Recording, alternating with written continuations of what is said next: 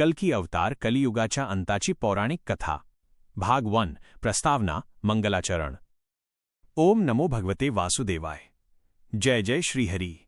नमस्कार भक्तांनो, आपल्या या कथेच्या प्रवासात आपले मनपूर्वक स्वागत।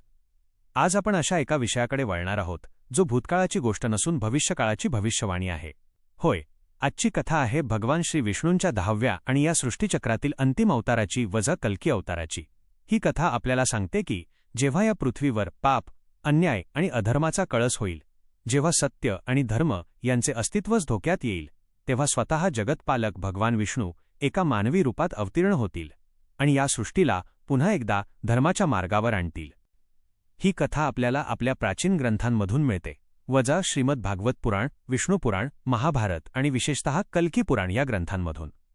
या ग्रंथांमध्ये ऋषीमुनींनी हजारो वर्षांपूर्वीच या भविष्यातील अवताराचे सविस्तर वर्णन करून ठेवले आहे।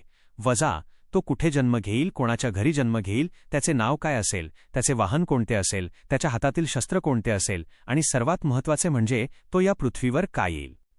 तर मित्रांनो, आजची ही कथा आपण सुरुवातीपासून म्हणजे या कलियुगाच्या भीषण वर्णनापासून सुरू करूया आणि टप्प्याटप्प्याने कल्की अवताराच्या जन्मापर्यंत, त्याच्या पराक्रमापर्यंत आणि शेवटी सत्ययुगाच्या स्थापनेपर्यंत पोहोचूया। ही कथा ऐकताना तुमच्या मनात एक विश्वास नक्की निर्माण होईल की कितीही अंधार दाटला तरी प्रकाश येण्याचे वचन खुद्द परमेश्वरानेच दिलेले आहे। भाग 2 दशावतार आणि कल्कीचे स्थान। आपल्या सनातन परंपरेनुसार जेव्हा जेव्हा या पृथ्वीवर धर्माचा होतो आणि अधर्म बळावतो, तेव्हा तेव्हा भगवान विष्णू स्वतः अवतार घेऊन धर्माची पुनर्स्थापना करतात। भगवद्गीतेत श्रीकृष्णांनी स्वतः सांगितले आहे की यदा यदा हि धर्मस्य ग्लानिर्भवति भारत अभ्युत्थानमधर्मस्य तदात्मानं सृजाम्यहम, म्हणजे जेव्हा जेव्हा धर्माचा होतो आणि अधर्म वाढतो तेव्हा तेव्हा मी स्वतःला निर्माण करतो, तेव्हा तेव्हा मी स्वतःला निर्माण करतो। याच वचनानुसार आपल्या पुराणांमध्ये भगवान विष्णूंच्या 10 प्रमुख अवतारांचे वजा दशावतारांचे वर्णन केले आहे। सर्वप्रथम मत्स्य अवतार, यात भगवंतांनी माशाचे रूप घेऊन प्रलयापासून सृष्टीचे रक्षण केले। त्यानंतर कूर्म अवतार, कासवाच्या रूपात समुद्रमंथनाला आधार दिला। मग वराह अवतार, यात पृथ्वीला रसातळातून बाहेर काढले। नरसिंह अवतार, अर्धा सिंह आणि अर्धा मानव, ज्याने हिरण्यकशिपूचा वध करून भक्त प्रल्हादाचे रक्षण केले। वामन अवतार, ज्याने बळीराजाचा गर्वहरण केला। परशुराम अवतार, ज्याने अन्यायी क्षत्रियांचा नायनाट केला। श्रीराम अवतार, ज्याने रावणाचा वध करून आदर्श राज्याची स्थापना केली। श्रीकृष्ण अवतार, ज्याने कंस आणि अनेक दुष्टांचा नाश करून गीतेचे ज्ञान दिले। आणि 9वा अवतार बुद्ध, ज्याने करुणेचा मार्ग दाखवला। या 9 अवतारांनंतर आता एकच अवतार शिल्लक आहे वजा, तो म्हणजे 10वा आणि अंतिम अवतार कल्की अवतार। मित्रांनो, हा एकमेव असा अवतार आहे जो अजून घडलेला नाही। इतर सर्व अवतार होऊन गेले, त्यांच्या कथा आपल्याला माहीत आहेत, पण कल्की अवतार ही एक भविष्यवाणी आहे जी अजूनही प्रत्यक्षात यायची आहे। आणि म्हणूनच या अवताराबद्दल लोकांच्या मनात सर्वाधिक कुतूहल आहे, वजा तो केव्हा येईल, कसा येईल आणि त्याचे कार्य काय असेल। भाग 3 कलियुगाचे भीषण वर्णन। पण कल्की अवताराची कथा समजून घेण्याआधी आपल्याला हे समजून घ्यावे लागेल की ज्या युगात हा अवतार होणार आहे ते कलियुग नेमके कसे आहे। आपल्या शास्त्रांनुसार काळचक्र 4 युगांमध्ये विभागले आहे, वजा सत्ययुग, त्रेतायुग, द्वापरयुग आणि कलियुग। सत्ययुगात धर्म 4 पायांवर स्थिर उभा असतो, वजा सत्य, दया, तप आणि पावित्र्य ही 4ही तत्वे पूर्णपणे पाळली जातात। त्रेतायुगात धर्माचा 1 पाय कमी होतो, द्वापारयुगात आणखी 1 पाय कमी होतो आणि कलियुगात धर्म फक्त एकाच पायावर कसाबसा उभा राहतो, वजा फक्त सत्याचाच अंश मात्र शिल्लक राहतो, बाकी सर्व लयाला जाते।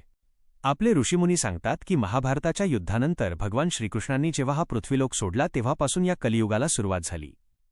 या युगाचे वर्णन करताना शास्त्रे सांगतात की या काळात संपत्ती हीच माणसाच्या श्रेष्ठत्वाचे मोजमाप बनेल। ज्याच्याकडे पैसा त्यालाच समाजात मान मिळेल, मग तो कितीही अधर्मी असो।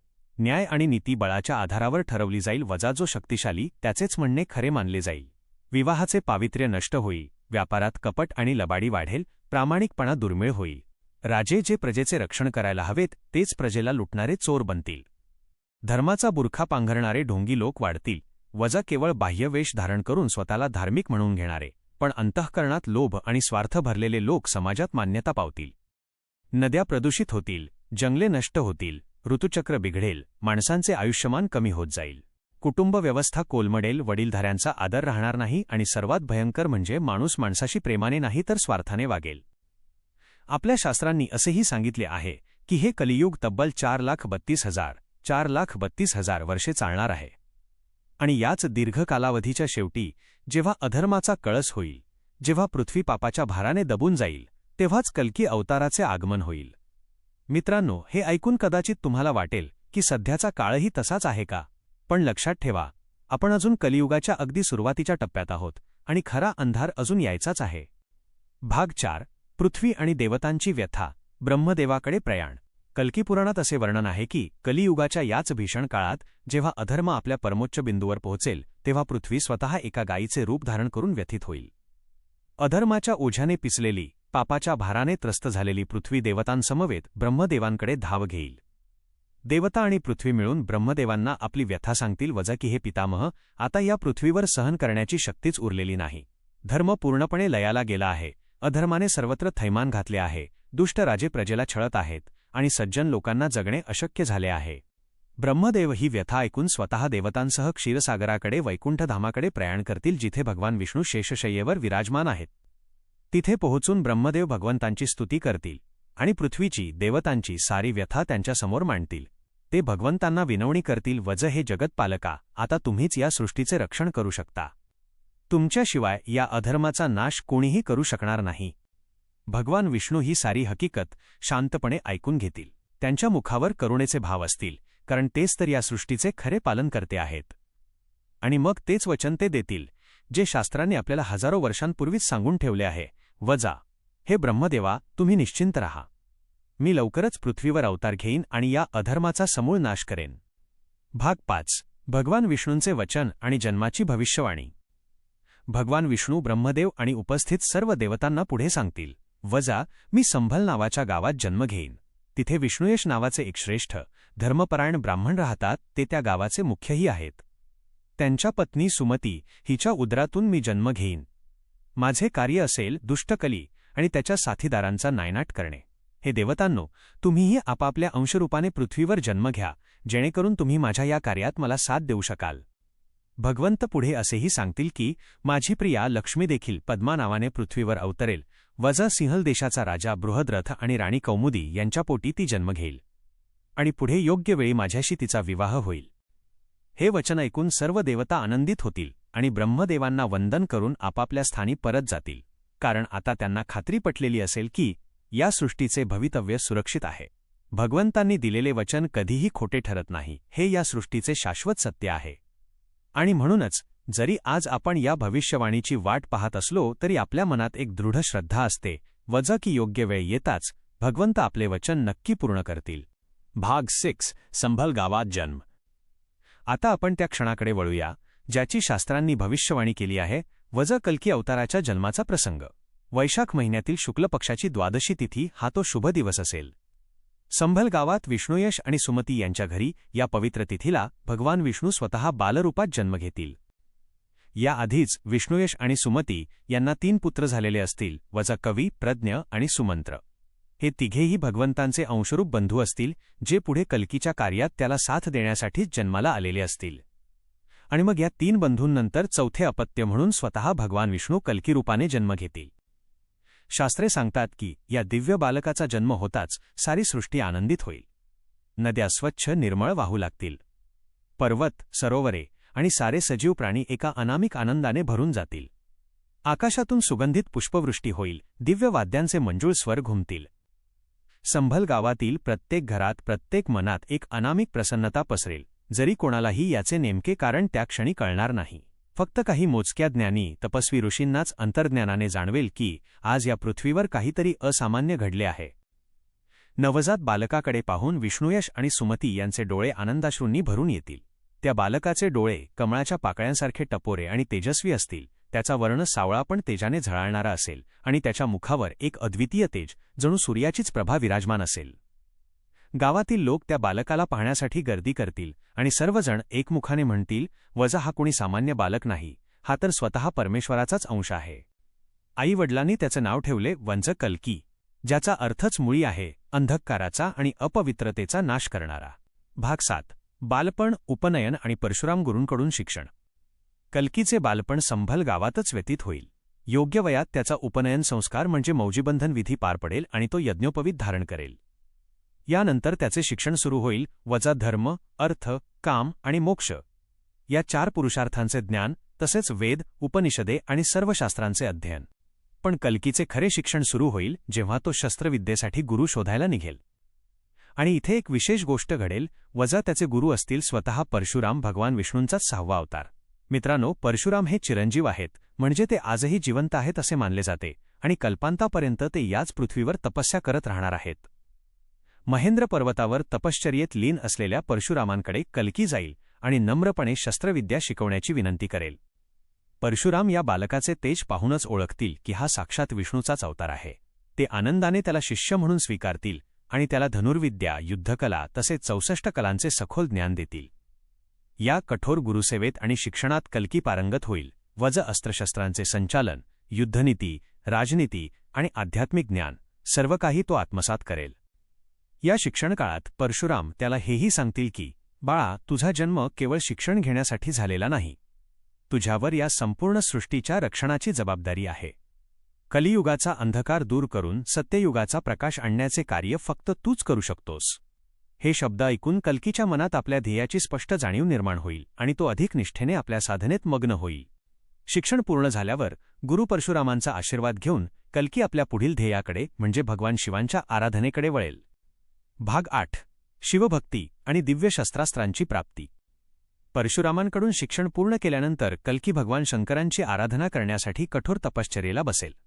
दिवसरात्र एकाग्रचित्ताने तो शिवभक्तीत लीन होईल, कठोर व्रत आणि तपस्या करेल. त्याची ही निष्ठा, त्याची अढळ भक्ती पाहून भगवान शिव आणि माता पार्वती प्रसन्न होतील आणि त्याला दर्शन देतील. भगवान शंकर कल्कीला अनेक दिव्य वरदाने देतील. सर्वप्रथम ते त्याला एक अद्भुत तेजस्वी श्वेतवर्णी अश्व प्रदान करतील. वजा देवदत्त नावाचा हा घोडा साक्षात गरुडाचाच एक रूप असेल, जो आकाशातून वेगाने उडू शकेल आणि युद्धभूमीवर विजेच्या वेगाने संचार करू शकेल. यानंतर भगवान शिव त्याला एक रत्नजडित तेजस्वी खड्ग अर्पण करतील. वज असे खड्ग जे कोणत्याही शत्रूला क्षणार्धात नष्ट करण्याची शक्ती बाळगेल. सोबतच एक दिव्य ढालही त्याला मिळेल, जी त्याचे शत्रूंच्या प्रहारांपासून रक्षण करेल. या शस्त्रास्त्रांबरोबरच भगवान शिव त्याला एक विशेष भेट देतील. वजा शुक नावाचा एक दिव्य पोपट, ज्याला भूत, वर्तमान आणि भविष्यकाळाचे संपूर्ण ज्ञान असेल. हा पोपट कल्कीचा मार्गदर्शक बनून त्याला योग्य वेळी योग्य सल्ला देत राहील. याव्यतिरिक्त इतर देवता, ऋषीमुनी आणि धर्मपरायण राजेही कल्कीला विविध भेटवस्तू, कवचकुंडले, अस्त्रविद्या आणि शक्ती प्रदान करतील. अशा प्रकारे सर्व देवतांच्या आशीर्वादाने आणि दिव्य शस्त्रास्त्रांनी सुसज्ज होऊन कल्की आता आपल्या महान कार्यासाठी म्हणजे अधर्माच्या नायनाटासाठी सज्ज होईल. देवदत्त अश्वावर आरूढ झालेला, हातात तळपते खड्ग घेतलेला, मुकुट धारण केलेला आणि तेजाने झळाळणारा कल्की पाहताच कोणालाही जाणवेल की हा साक्षात धर्मरक्षणासाठी अवतरलेला परमेश्वरच आहे. भाग 9. पद्मावतीशी विवाह. आता वेळ येईल कल्कीच्या विवाहाची. सिंहल देशाचा राजा बृहद्रथ आणि राणी कौमुदी यांच्या पोटी जशी भगवंतांनी भविष्यवाणी केली होती त्याप्रमाणे साक्षात लक्ष्मीचाच अवतार असलेली कन्या जन्माला आलेली असेल. वजा तिचे नाव पद्मावती. ती जशी मोठी होईल तसतसे तिचे रूप, तिची बुद्धिमत्ता आणि तिची धर्मपरायणता संपूर्ण राज्यात प्रसिद्ध होईल. पद्मावतीच्या स्वयंवराची घोषणा होईल आणि दूरदूरचे राजे, राजपुत्र या स्वयंवरात सहभागी होण्यासाठी सिंहल देशात येतील. कल्की देखील या स्वयंवरात सहभागी होईल. परंतु हा विवाह केवळ एक सामान्य राजकीय विवाह नसेल. हे तर लक्ष्मीनारायणाचेच पुनर्मिलन असेल, जे सृष्टीच्या रचनेतच निश्चित झालेले होते. पद्मावती जेव्हा स्वयंवर मंडपात प्रवेश करेल आणि तिची नजर कल्कीवर स्थिरावेल, तेव्हा तिला तात्काळ जाणवेल की हाच तो पुरुष आहे ज्याच्यासाठी ती अनेक जन्मांपासून वाट पाहत होती. ती कल्कीच्या गळ्यात वरमाला घालेल आणि अशा प्रकारे विधीपूर्वक त्यांचा विवाह संपन्न होईल. या विवाहानंतर कल्की आणि पद्मावती यांचा संसार सुरू होईल.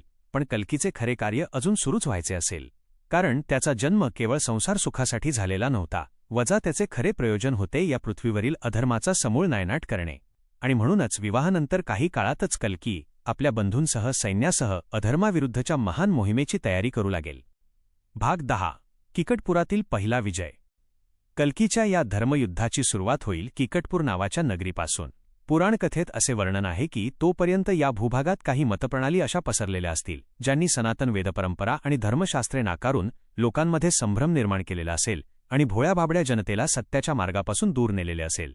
या भागातील शासकही या भ्रामक विचारसरणीला बळी पडलेले असतील आणि त्यामुळे येथील सामान्य जनता योग्य मार्गदर्शनाविना भरकटलेली असेल. कल्की आपल्या सैन्यासह, आपल्या बंधूंसह किकटपुरात पोचेल. तेथील परिस्थिती पाहून, तिथे पसरलेला अधर्म आणि अज्ञान पाहून कल्की तिथल्या शासकांना धर्माच्या मार्गावर परत आणण्याचा प्रयत्न करेल.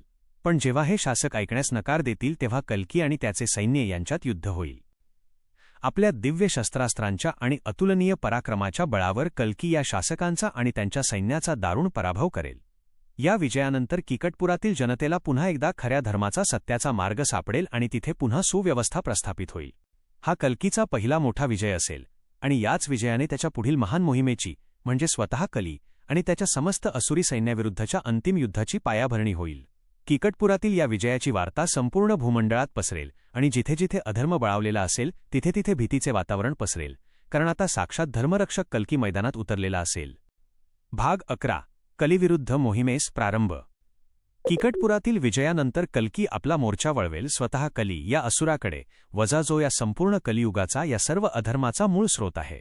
कली हा कोणी सामान्य असुर नाही, वजा तो कलहाचा, कपटाचा, लोभाचा आणि विनाशाचा साक्षात मूर्तिमंत रूप आहे. वृक्षासन नावाच्या आपल्या राजधानीत तो अधिराज्य गाजवत असेल आणि त्याच्या अधिपत्याखाली असंख्य दुष्ट राजे, असुर आणि अधर्मी शक्ती एकवटलेल्या असतील. जेव्हा कलीला कळेल की कल्की आपल्या विशाल सैन्यासह, आपल्या बंधुबांधवांसह आणि अनेक धर्मपरायण राजांसह आपल्याकडे कूच करत आहे तेव्हा कली भयभीत होईल. आपला जीव वाचवण्यासाठी तो आपली राजधानी सोडून पळून जाण्याचा प्रयत्न करेल. पण कल्कीचे सैन्य, वजा ज्यात त्याचे बंधू, त्याचे पुतणे आणि अनेक निष्ठावान राजे सामील असतील, त्याला मध्येच अडवतील आणि पळून जाऊ देणार नाहीत. यानंतर एक भीषण अभूतपूर्व युद्ध सुरू होईल. एका बाजूला असेल कल्कीचे धर्मसैन्य, सत्य, न्याय आणि धर्माच्या रक्षणासाठी लढणारे वीर. दुसऱ्या बाजूला असेल कलीचे असुरी सैन्य, कपट, बळ आणि मायावी शक्तींच्या जोरावर लढणारे राक्षसी योद्धे. आकाश धुळीने भरून जाईल, रणभूमीवर शस्त्रांचा खणखणाट घुमेल आणि दोन्ही बाजूंचे असंख्य योद्धे या युद्धात उतरतील. या युद्धात कली आपल्या सर्वात शक्तिशाली सेनापतींना म्हणजे कोक आणि विकोक या दोन असुर बंधूंना पुढे करेल, ज्यांच्यावर कलीचा पूर्ण विश्वास असेल, कारण या दोघांकडे एक विलक्षण शक्ती असेल. भाग 12. कोक विकोक असुरांचा वध. कोक आणि विकोक हे दोघे जुळे असुरबंधू अत्यंत बलशाली आणि कपटी असतील. या दोघांना एक विशेष वरदान प्राप्त झालेले असेल, वजा जोपर्यंत हे दोघे एकत्र आहेत तोपर्यंत यांना कोणीही मारू शकणार नाही, कारण एकाचा वध झाला तरी दुसरा त्याला पुन्हा जिवंत करू शकेल. या वरदानाच्या बळावर हे दोघे रणांगणावर अजिंक्य ठरत असतील आणि कल्कीच्या सैन्याला मोठी हानी पोहोचवत असतील. कल्कीला जेव्हा या वरदानाचे रहस्य कळेल तेव्हा तो एका युक्तीचा अवलंब करेल. ब्रह्मदेवांनीही त्याला मार्गदर्शन केलेले असेल की या दोघांना वेगळे केल्याशिवाय आणि दोघांच्याही मस्तकावर एकाच वेळी प्रहार केल्याशिवाय त्यांचा अंत होणार नाही. हे जाणून कल्की आपल्या दिव्य अश्व देवदत्तावर स्वार होऊन विलक्षण चपळाईने रणांगणात संचार करेल. आपल्या मायाशक्तीचा आणि अद्भुत युद्धकौशल्याचा वापर करून तो कोक आणि विकोक या दोघांमध्ये अंतर निर्माण करेल आणि मग अचूक वेळ साधून एकाच क्षणी आपल्या तळपत्या खड्गाने कल्की दोघांच्याही कपाळावर एकाच वेळी घाव घालेल. या अचूक आणि एकाच वेळी झालेल्या प्रहारामुळे कोक आणि विकोक हे दोघेही एकाच क्षणी मृत्युमुखी पडतील आणि त्यांचे ते अमरत्वाचे वरदानही निष्फळ ठरेल, कारण आता एकालाही दुसऱ्याला पुनर्जीवित करण्याची संधीच मिळणार नाही. कोक आणि विकोक या दोन बलाढ्य असुरांचा वध होताच कलीच्या सैन्यात एकच हाहाकार माजेल. हा अधर्मावर धर्माचा एक मोठा विजय असेल आणि कलीच्या अंताची ही केवळ सुरुवात असेल. भाग 13. धर्म आणि सत्ययुगाचे कलीवर आक्रमण, कलीच्या नगरीचा विनाश. आपले सर्वात शक्तिशाली सेनापती कोक आणि विकोक मृत्युमुखी पडलेले पाहून कली स्वतः रणांगणात उतरेल. पण याचवेळी धर्म आणि सत्ययुग या दोन दिव्य शक्ती, वजा ज्या स्वतः सत्य आणि नीतिमत्तेचे मूर्तिमंत रूप आहेत, वजा कलीसमोर उभ्या ठाकतील. धर्म आणि सत्ययुग हे कलीवर जोरदार प्रहार करतील आणि या प्रहारांनी कली गंभीररित्या घायाळ होईल. आपल्या शरीरावरील गंभीर जखमांमुळे व्यथित झालेला कली आपल्या गाढवावर स्वार होऊन रणांगणातून पळ काढेल आणि आपल्या राजधानीकडे परत जाईल. इकडे कल्कीचे सैन्य कलीच्या उर्वरित असुरी सैन्याचा संपूर्ण नायनाट करेल. यानंतर धर्म आणि सत्ययुग स्वतः कलीच्या राजधानीत प्रवेश करतील आणि त्या संपूर्ण नगरीला आगीच्या भक्षस्थानी टाकतील. या भीषण अग्नितांडवात कलीची राजधानी बेचिराख होईल. कली स्वतः या आगीतून कसाबसा जिवंत बचावेल, पण त्याची पत्नी आणि त्याची संतती मात्र या अग्नीत भस्मसात होतील. आपल्या परिवाराच्या या दारुण अंतामुळे कली शोकाकुल होईल, दुःखाने विव्हळ होईल. आपले राज्य, आपला परिवार, सारे काही गमावलेला कली मग आपली उरली सुरली नगरी सोडून दुसऱ्या प्रदेशाकडे पलायन करेल. मित्रांनो, इथे एक महत्त्वाची गोष्ट लक्षात घेण्यासारखी आहे. वजा शास्त्रे सांगतात की कली पूर्णपणे नष्ट होत नाही, तो केवळ पराभूत होऊन दूर पळून जातो आणि पुढच्या कलियुगाच्या प्रारंभी पुन्हा प्रकट होण्यासाठी लपून राहतो. यातून आपल्याला हे शिकायला मिळते की अधर्माचे बीज संपूर्णपणे नष्ट करणे किती कठीण असते आणि म्हणूनच प्रत्येक युगात धर्माला सजग राहावेच लागते. कलीचा हा पराभव म्हणजे अधर्मावर धर्माचा एक ऐतिहासिक विजय असेल आणि आता कल्कीचे पाऊल भल्लाटनगराकडे वळेल. भाग 14. भल्लाटनगरात शशीध्वज, राजाशी भेट आणि रमा हिच्याशी विवाह. कलीचा पराभव केल्यानंतर कल्की आपल्या सैन्यासह भल्लाटनगर या नगरीकडे प्रयाण करेल. या नगरीचा राजा असेल शशीध्वज, जो एक परम विष्णुभक्त राजा असेल. आता इथे एक अत्यंत रंजक आणि विलक्षण प्रसंग घडेल. राजा शशीध्वज याने पूर्वी भगवान विष्णूंची अशी उग्र तपस्या केलेली असेल की प्रसन्न होऊन भगवंतांनी त्याला एक विशेष वरदान दिलेले असेल, वजा की रणांगणावर प्रत्यक्ष भगवंतांशीच लढतानाही त्याचा पराभव होणार नाही, उलट तोच विजयी होईल. हे वरदान लक्षात ठेवून जेव्हा कल्की भल्लाटनगरात पोहोचेल तेव्हा राजा शशीध्वज आपल्या भक्तीच्या बळावर आणि त्या वरदानाच्या आधारावर कल्कीला युद्धाचे आव्हान देईल. आणि इथे कल्की एक अद्भुत लीला करेल. वजा आपल्या भक्ताला दिलेले वचन खरे ठरवण्यासाठी स्वतः परमेश्वर असूनही कल्की जाणीवपूर्वक हे युद्ध हरण्याचे ठरवेल. आपल्या भक्ताचा मान राखण्यासाठी, त्याची भक्ती सफल करण्यासाठी भगवंत स्वतःहून पराभव स्वीकारतील. ही केवळ एक साधी हार नसेल, तर हा भगवंतांच्या भक्तवत्सलतेचा, आपल्या भक्तांवरील प्रेमाचा एक सर्वोत्तम आदर्श असेल. राजा शशीध्वज याला जेव्हा कळेल की आपण साक्षात भगवंतांनाच पराभूत केले आहे, तेव्हा त्याला अपार आनंद आणि तितकीच नम्रताही वाटेल. आपल्या भक्तीचे हे फळ पाहून तो कृतार्थ होईल. आणि मग राजा शशीध्वज आपली कन्या रमा हिचा विवाह कल्कीशी करून देईल. राणी सुशांता यांच्या पोटी जन्मलेली ही रमा अत्यंत रूपवती आणि गुणवती असेल आणि अशा प्रकारे कल्कीचीही दुसरी पत्नी बनेल. या विवाहानंतर आपले युद्धकार्य जवळपास पूर्णत्वास आलेले पाहून कल्की आता सत्ययुगाच्या स्थापनेकडे आपले लक्ष वळवेल. भाग 15. सत्ययुगाची स्थापना. कल्की आणि त्याच्या समस्त असुरी शक्तींचा नायनाट केल्यानंतर, अधर्माचे समूळ उच्चाटन केल्यानंतर कल्की आता या पृथ्वीवर पुन्हा एकदा सत्ययुगाच्या स्थापनेच्या महान कार्याला प्रारंभ करेल. सर्वप्रथम तो आपल्या विश्वरक्षणाची जबाबदारी अत्यंत योग्य आणि धर्मपरायण राजांच्या हाती सोपवेल. कल्की पुराणात असा उल्लेख आहे की सत्ययुगाचे प्रशासन चालवण्यासाठी कल्की भगवान प्राचीन काळच्या 2 महान राजांना बोलावून घेतील, वजा सूर्यवंशी राजा मरू आणि चंद्रवंशी राजा देवापी. हे दोन्ही राजे अनेक युगांपासून कलाप नावाच्या गुप्तग्रामात तपश्चर्या करत योग्य वेळेची म्हणजेच सत्ययुगाची वाट पाहत होते. कल्की त्यांना पृथ्वीचे राज्य सोपवून खऱ्या अर्थाने सत्ययुगाचा, कृतयुगाचा पाया रचेल. या नवीन सत्ययुगात धर्माचे 4ही पाय सत्य, दया, तप आणि पावित्र्य पुन्हा भक्कमपणे उभे राहतील. मानवी मनातून लोभ, मद, मत्सर आणि कपट कायमचे पुसले जाईल. निसर्ग पुन्हा एकदा आपल्या मूळ वैभवात बहरेल. नद्यांचे जल अमृत समान होईल आणि पृथ्वीवरील प्रत्येक जीव भयमुक्त आणि आनंदी होईल. सर्वत्र केवळ भगवंतांचे नामस्मरण आणि वेदांचे मंत्रोच्चारण घुमू लागेल. भाग 16. वैकुंठ गमन आणि कथेचे तात्पर्य. अधर्माचा नाश आणि सत्ययुगाची स्थापना करून कल्की भगवान आपल्या दोन्ही पत्नींसह पद्मावती आणि रमा संभलग्रामी परततील. तिथे ते अनेक वर्षे वास्तव्य करून प्रजेचे प्रेमाने पालन करतील. अखेरीस जेव्हा त्यांचे पृथ्वीवरील अवतारकार्य पूर्णत्वास जाईल, तेव्हा ब्रह्मदेवासह सर्व देवता संभलग्रामी येऊन भगवंतांची स्तुती करतील आणि त्यांना वैकुंठात परतण्याची विनंती करतील. देवदेवतांच्या या विनंतीचा मान राखून भगवान कल्की आपले मानवी शरीर त्याग करतील. ते आपल्या मूळ तेजस्वी चतुर्भुज विष्णू रूपात प्रकट होतील आणि पद्मावती व रमा, ज्या साक्षात लक्ष्मी आणि भूदेवीचे रूप आहेत, यांच्यासह क्षीरसागरात आपल्या वैकुंठधामाकडे प्रस्थान करतील. कथेचा समारोप. भक्तांनो, इथे कल्की अवताराची ही भविष्यवाणी आणि महाकथा पूर्ण होते. ही कथा केवळ भविष्यात डोकावणारी खिडकी नाही, तर संपूर्ण मानवजातीसाठी आशेचा एक मोठा किरण आहे. कलियुगातील वाढता स्वार्थ, अन्याय आणि नीतिमत्तेचा ऱ्हास पाहून जेव्हा जेव्हा माणसाचे मन निराश होते, तेव्हा ही कथा आपल्याला एकच शाश्वत सत्य सांगते. अंधार कितीही घनदाट असला तरी परमेश्वराचा प्रकाश त्याला चिरून बाहेर येतोच. धर्माचे रक्षण करण्यासाठी जगतपालक कधीही मागे हटत नाही. तो वेळोवेळी येतो, कधी राम बनून, कधी कृष्ण बनून, तर कधी कल्की बनून. तोवर आपले कर्तव्य एकच आहे, त्या परमेश्वरावर अढळ श्रद्धा ठेवणे आणि आपल्या जीवनात शक्य तितक्या सत्याचे आणि धर्माचे आचरण करणे. ओम नमो भगवते वासुदेवाय. धर्मो रक्षति रक्षितः.